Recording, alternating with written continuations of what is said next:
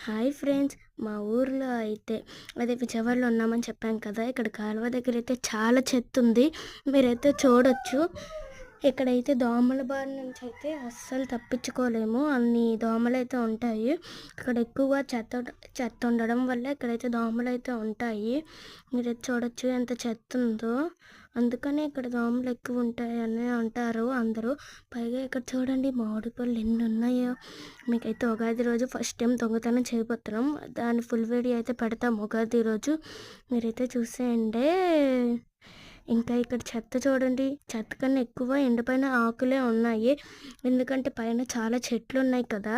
అందుకనే ఇక్కడ ఎక్కువ ఎండిపోయిన ఆకులైతే రాలుతాయి.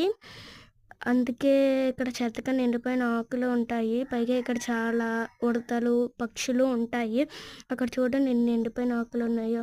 ఇదిగోండి దోమలు మందు కొట్టడానికి డ్రోన్ అయితే వచ్చింది. అదైతే ఈ సైడ్ బార్డర్స్ మధ్యలో ఉన్న ఎక్కువగా చెత్తకి అయితే బాగా కొడతాయి.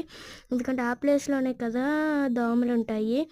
అందుకే ఆ సైడ్ బార్డర్స్, ఈ సైడ్ బార్డర్స్ మధ్యలో అయితే కొడతాయి. చూడండి ఎంత చెత్త ఉందో. ఈ క్యూట్ కొంగ నచ్చితే లైక్ చేయండి. షేర్ చేయండి.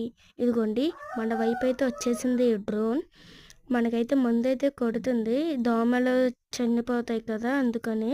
మీ ఊర్లో కూడా ఇలాంటి డ్రోను యేసుంటే దోమలు చంపడానికి please like, share and subscribe. Bye friends.